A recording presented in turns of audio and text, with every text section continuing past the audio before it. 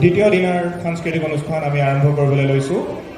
আজি আমি বহুকেইটা আকৰ্ষণীয় অনুষ্ঠান লৈ আপোনালোকৰ মাজলৈ আগবাঢ়িছোঁ।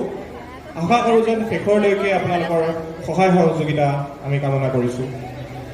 প্ৰথমতে স্বাক্ষৰখনৰ পৰিচালনা তেখেতৰ শিক্ষাৰ্থীসকলৰ দ্বাৰা পৰিৱেশিত এটি সমন্বয় অনুষ্ঠান।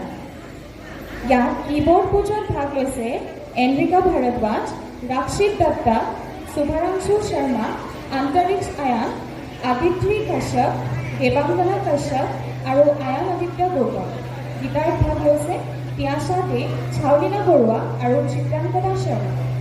ইয়াৰ পৰৱৰ্তী অনুষ্ঠান সংগীতায়নৰ শিক্ষাৰ্থীসকলৰ এটি সমবেত সংগীত।